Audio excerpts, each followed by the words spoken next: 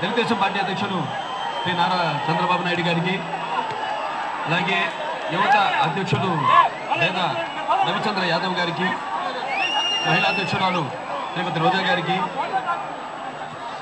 అలాగే తెలుగుదేశం పార్టీ రాష్ట్ర నాయకులకు, కార్యకర్తలకు, అభిమానులకు అందరికీ ముందుగా నా నమస్కారాలు తెలియజేసుకుంటున్నాను. మీ అందరినీ చూస్తుంటే నా కళ్ళు చల్లబడ్డాయి, గుండె నిండింది.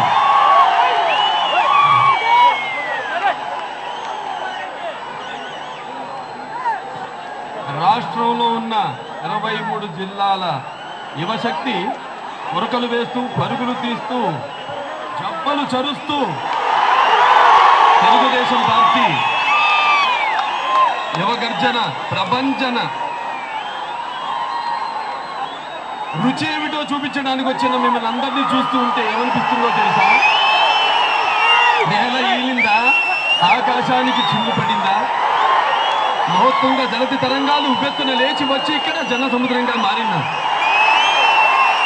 నా ప్రాణానికి ప్రాణంగా ఊపిరిలో ఊపిరిగా నా వెన్నంటి ఉంటున్న అభిమానులకు, తెలుగుదేశం పార్టీకి పూర్వపు వైభవం తీసుకొస్తామంటూ గతం తొక్కుతూ పదం పాడుతూ ఉత్సాహంగా విచ్చేసిన తెలుగుదేశం యువ కార్యకర్తలకు, నన్ను సోదరుడిగా ఆదరిస్తున్న ఆడపడుచులకు, చిట్టి తమ్ముళ్లకు, చిన్నారి చెల్లెళ్లకు, రాజకీయవేత్తలకు, మేధావి వర్గానికి, పత్రికా ప్రతినిధులకు, ఎలక్ట్రానిక్ మీడియా అందరికీ ముందుగా నా హృదయపూర్వక, అలాగే నా అభిమానులు, ముఖ్యంగా ఇక్కడి నుంచి అభిమానులు తెలుగు యువతల తేడా లేదు, అందరం ఒకటే.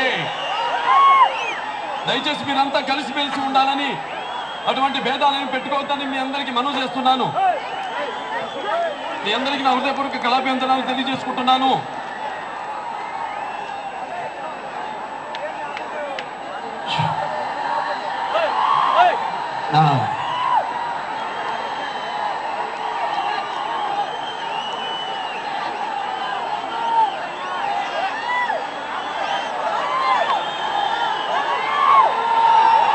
అసంభవాన్ని సంభవం చేయగల సత్తా ఒక్క తెలుగు వాళ్ళకే ఉంటున్న సంగతి మిమ్మల్ని చూస్తుంటే తెలుస్తుంది, మిమ్మల్ని గుర్తు చేసుకుంటే తెలుస్తుంది.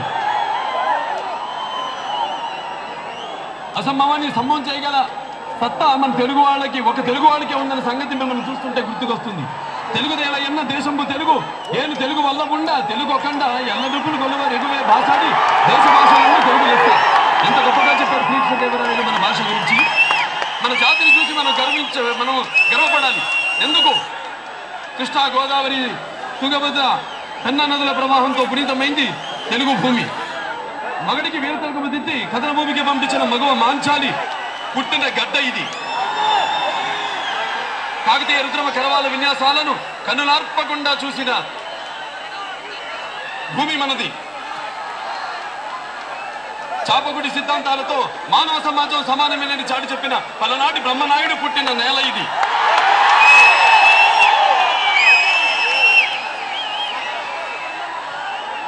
మాల కన్నమదాసికి సర్వ సైన్యాధిపత్యాన్ని సగౌరవంగా అందించిన జాతి మనది.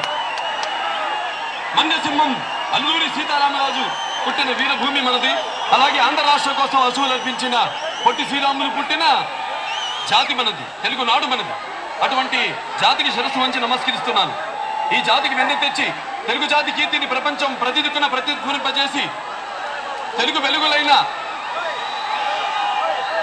శాతవాహనుడి నుంచి శ్రీశ్రీ గారి వరకు ట్యాంక్ బండ్ మీద శిల్పాలను నిర్మించి అనుక్షణం తెలుగు పౌరుషాన్ని, తెలుగు శౌర్యాన్ని, తెలుగు ధీయుక్తిని, తెలుగు ధీశక్తిని తెలుగు వాళ్ళకు అందజేయాలనే ప్రయత్నం చేసిన మహనీయుడు, 9 కోట్ల తెలుగు ప్రజానీకానికి అన్నగారు, మాకు నాన్నగారు, విశ్వవిఖ్యాత సార్వభౌముడు, సాధ్యమైన పాత్రలలో నటించిన కథానాయకుడు, పురాణ పురుషుడు, కారణ జన్ముడు, చరిత్ర మరువని రాజకీయ నాయకుడు నందమూరి తారక రామారావు గారికి పాదాభివందనం చేస్తున్నాను. మన జాతి ఆత్మగౌరవం ఢిల్లీ వీధుల్లో తాకట్టు పెట్టబడుతుంటే భరించలేక, విమానాశ్రయంలో ముఖ్యమంత్రిని అవమానిస్తుంటే సహించలేక, బడుగు బలహీన శ్రామిక వర్గాలు మమ్మల్ని కాపాడే నాయకుడే లేడా అని ఆక్రోశిస్తున్న సమయంలో తనను కన్నబిడ్డలా ఆదరించిన సినిమా పరిశ్రమకు వీడుకోలు చెప్పి నేనున్నాను అంటూ అడుగుపెట్టి సింహంలా గర్జించి మనకు తిప్పకుండా పోరాడి పార్టీ పెట్టిన 9 నెలలకే ముఖ్యమంత్రి పీఠాన్ని అధిష్ఠించి అంతవరకు రాజకీయాల్లో ఉన్న పదవులకు దూరంగా ఉన్న వెనుకబడిన తరగతుల వారిని, మైనారిటీలని సాధారణంగా ఆహ్వానించి అధికారం పీఠం మీద కూర్చోబెట్టి గౌరవించిన మహానుభావుడు నా తెలుగు సింహం ఎన్టీఆర్. ఆయన రాజకీయాల్లోకి వస్తున్నానని మాకెవరికీ తెలీదు. కన్న కొడుకులకు, కూతుళ్లకు, కట్టుకున్న భార్యకి చెప్పలేదు, ఎవరికీ చెప్పలేదు, పాత్రికేయులకు చెప్పలేదు, ఎవరిని రమ్మని అడగలేదు, నా పార్టీలోకి రండి అని చాపపరచలేదు. కేవలం ఒక్కడే విప్లవ సింహం పూరించి తెలుగు నాట 35,000 కిలోమీటర్లు తిరిగి అడుగడుగున ప్రతి ఒక్కరిని పలకరించి వాళ్ళ కష్ట సుఖాలు తెలుసుకుని నిద్రాహారాలు మాని ఎండకు ఎండి వానకు తడిసి రోడ్ల పక్కన కొన్ని గంటలు మాత్రమే విశ్రాంతి తీసుకుని పార్టీ స్థాపించిన 9 నెలలకే ముఖ్యమంత్రి పీఠాన్ని అధిష్ఠించిన మొనగాడు ఎన్టీఆర్.